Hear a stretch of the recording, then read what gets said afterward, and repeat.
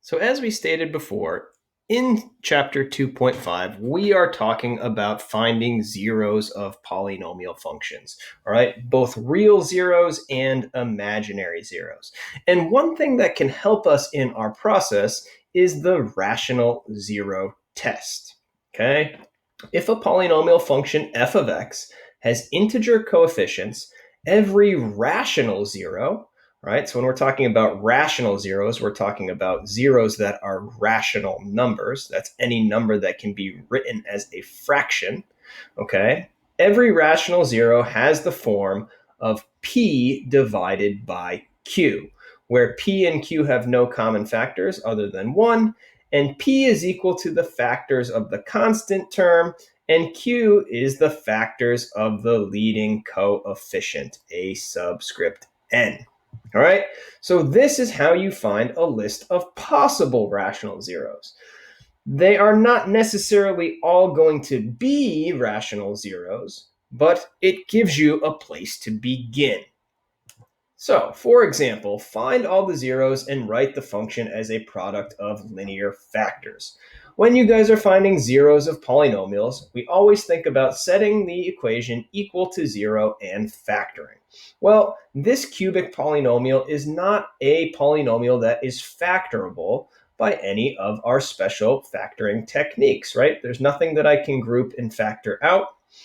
But as we learned in chapter 2.3, we can use synthetic division to help us factor. That being said, in order to use synthetic division to help us factor, we have to know what one of the zeros is. Well, to help us figure out or determine what the one of the zeros might be, we can use the rational zero test to identify the possible rational zeros. Recall that from the last slide, your possible rational zeros will always come in the form of the factors of the constant term divided by the factors of the leading coefficient. Notice that the constant term in this case is negative 6. My factors of negative 6 are going to be plus or minus 1, plus or minus 2, plus or minus 3, and plus or minus 6. And my leading coefficient is positive 1. And the only factors of positive 1 are positive and negative 1. So, simplifying this, in other words, I take every single one of these values up top and divide by plus or minus 1.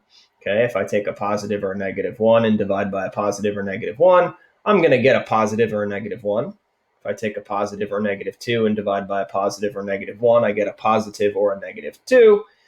So on and so forth with 3 and 6. This is my complete list of my possible rational zeros. Every single rational zero of this cubic polynomial is written right here in front of us. Now, do we know which one are actually the zeros? Not yet, but we can easily try to verify one of them. All right, a couple different ways you can verify. With these polynomials, a lot of times, easiest thing to do is just to plug in. I would always start off by trying with your smallest values of x. Start off by plugging in 1. Well, if I plug in 1, 1 cubed minus 7 minus 6, does that give me 0? No. Let's now try negative 1. If I plug in negative 1, negative 1 cubed is negative 1 plus 7, that gives me 6, minus 6 is equal to 0. So we can easily verify that x equals negative 1 is a 0.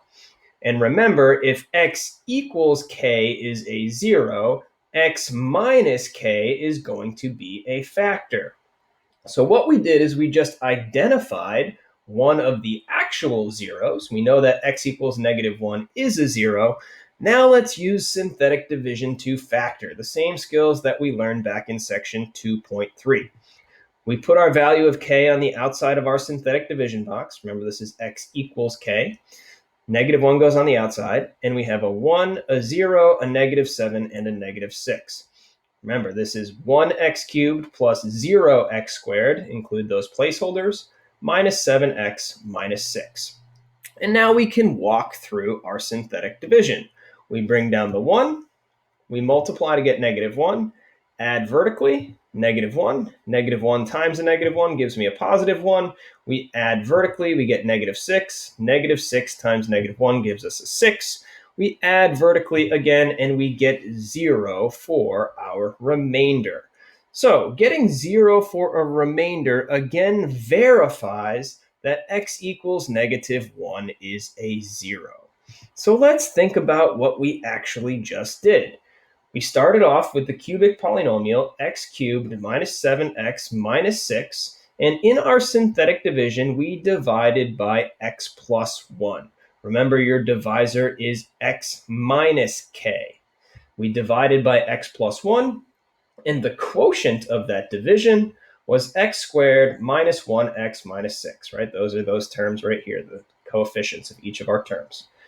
Which means that if we were to isolate the numerator here, our original function f of x, we could do that by multiplying both sides of the equation by x plus 1, and we get x cubed minus 7x minus 6 is equal to x plus 1 times x squared minus x minus 6. On the left-hand side, we have our original function, and on the right-hand side, now we have the partially factored form. Now that we are left with a quadratic, we can continue to factor our polynomial function f of x completely. X squared minus x minus 6, well, that factors into x minus 3 times x plus 2.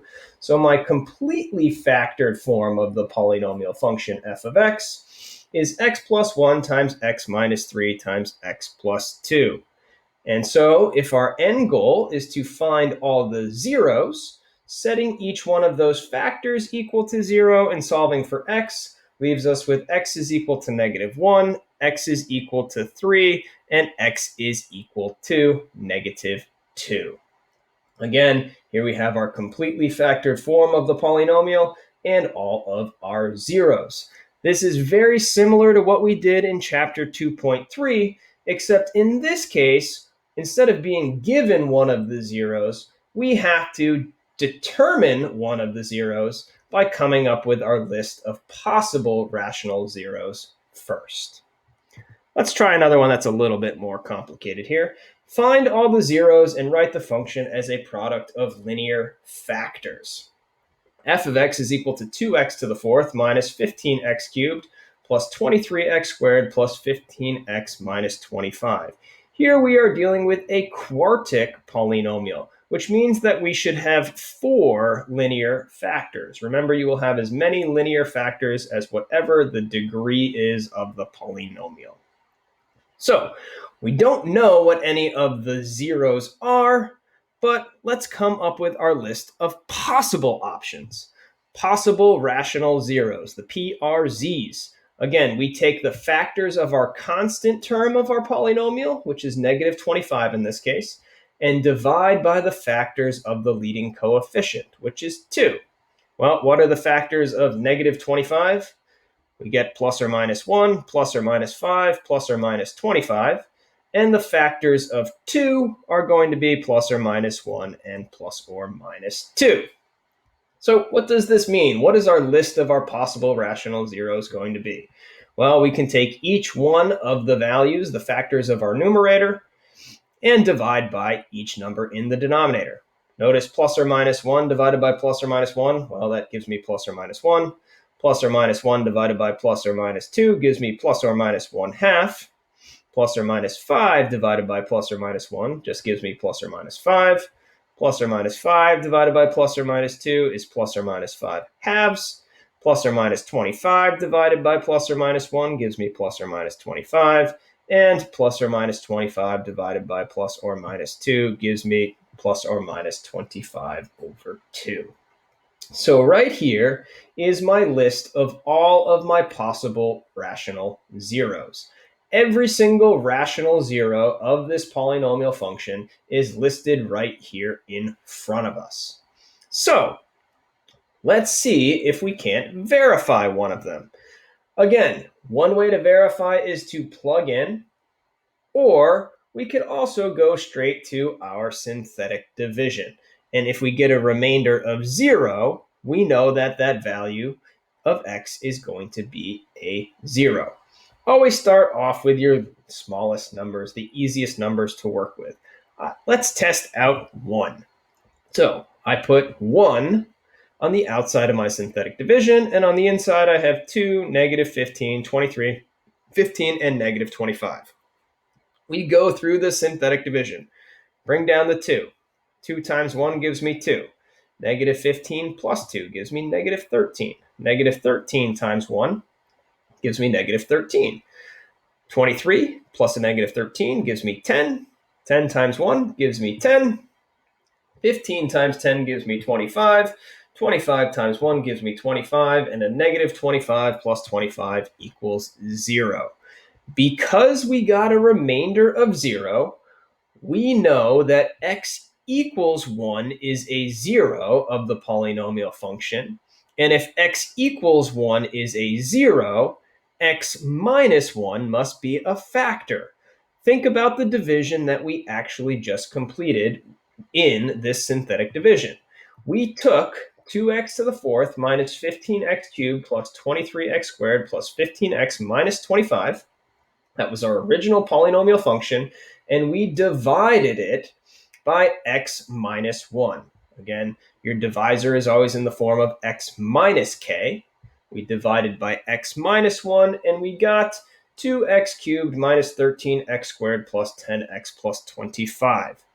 Notice that we could multiply both sides of the equation by x minus 1, and we would get our original function f of x here on the left-hand side is equal to x minus 1 times 2x cubed minus 13x squared plus 10x plus 25. This is the partially factored form of our function f of x. Notice that one synthetic division allowed us to factor out this x minus 1. All right, so our end goal is to factor this completely. We still have this cubic polynomial, which needs to be continued to factor. Well, this isn't one that we're going to be able to factor by grouping, and there's no greatest common factor. So what are we going to do instead? Well, let's do another synthetic division to try to factor this cubic portion of the polynomial. All right, well, how should we start off? We can actually look at the possible zeros of the cubic portion. Now notice that the factors of the constant term and the factors of our leading coefficient will actually give us our exact same results for our possible rational zeros. So we could use the exact same list and continue our synthetic division. Notice the easiest thing to do is continue your synthetic division right off of your end results from the first synthetic division, as you already have each of the coefficients and constant term of the cubic portion written. All right, so let's pick another one to try. We could try 1 again, all right? If you give 1 a shot again, unfortunately, it does not work out. But let's try our next possible rational zero, negative 1. All right, let's walk through the synthetic division. We bring down the 2. 2 times negative 1 is negative 2. Negative 13 plus negative 2 is a negative 15. Negative 15 times a negative 1 is a positive 15. 10 plus 15 is 25. And 25 times negative 1 gives us negative 25 for our final remainder of 0. Again, a good thing that we end up with a remainder of 0. That tells me that x equals negative 1 is a 0, and that means x plus 1 must be a factor. So let's think about the divisions that we have completed. We started off with our original polynomial, 2x to the fourth minus 15x cubed plus 23x squared plus 15x minus 25. In our first division, we divided by x minus 1. And in our second division, we divided by x plus 1. And our quotient of both of those synthetic divisions resulted in 2x squared minus 15x plus 25. Notice 2x squared minus 15x plus 25. Those are my coefficients right there. So how would we get the numerator on its own? Well, we could multiply both sides of this equation by x minus 1 and x plus 1. leaving us with our original function f of x, that's 2x to the fourth minus 15x cubed, plus 23x squared plus 15x minus 25 is equal to x minus 1 times x plus 1 times 2x squared minus 15x plus 25. All right, so we did two synthetic divisions, and we were able to factor out an x minus 1 and an x plus 1. The good news is that now we are left with this quadratic portion. All right, so to factor this polynomial completely, we just have to factor this quadratic. This quadratic factors into 2x minus 5 times x minus 5, which means that my completely factored function f of x is equal to parentheses x minus 1 times x plus 1 times 2x minus 5 times x minus 5. There is my completely factored form of my polynomial. Notice that the degree of our polynomial function was 4, and we were able to write that as the product of 4 linear factors, right? Product means multiplication. Each of these factors is connected by multiplication, and each factor is linear, meaning that the degree of each factor is 1. Each factor would be a line. All right, there we have our function f of x in completely factored form. And so now, let's not forget about our end goal. We need to find all of the zeros. Well, once we have factored a polynomial completely, how do we find the zeros?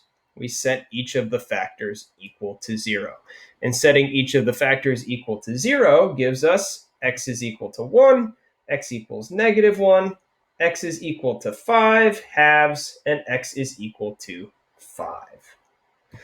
All right, let's take that one step farther. So we've got our factored form of our function. We've got our zeros. Let's sketch a graph of this polynomial.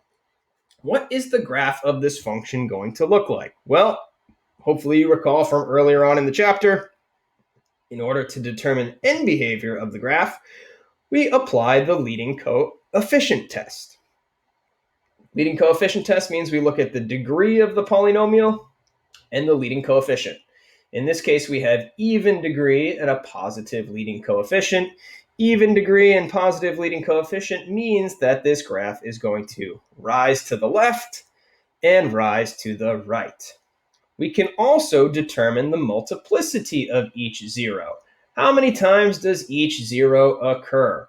Well, each factor only occurs once, therefore the multiplicity of each zero is going to be 1. Odd multiplicity of 1 means that our graph is going to cross through the x-axis at each one of those zeros. So, to begin sketching our graph, we start off with our coordinate plane. We plot each one of our zeros, negative 1, positive 1, 5 halves, and 5. We draw out our end behavior. We know that this graph has to go up to the left and up to the right. We look at the behavior of our graph near each one of these zeros. We know because we have odd multiplicity, it's going to go through our first zero at negative 1. The graph then has to turn and come back through the x-axis at x equals 1, then turn again and come back through the x-axis at x equals 5 over 2, and turn one more time and come back through the x-axis at x equals 5. Playing connect the dots in portions of our curve, all right, we end up with this nice, beautiful W-shaped polynomial. All right, there we have the sketch of our graph. So a good connection of a lot of skills that we have covered already in conjunction with some newer skills of the rational zero test, right? Using the rational zero test to identify our possible rational zeros, identifying one of the actual rational zeros using synthetic division, and completing some synthetic division to help us factor the polynomial and find the rest of the remaining zeros, and then sketching our graph. All right, lots of stuff going on. If you have any questions, make sure you are reaching out for help. In the next video, we're going to do similar problems, except we're going to introduce complex zeros of polynomials as well. Looking forward to it.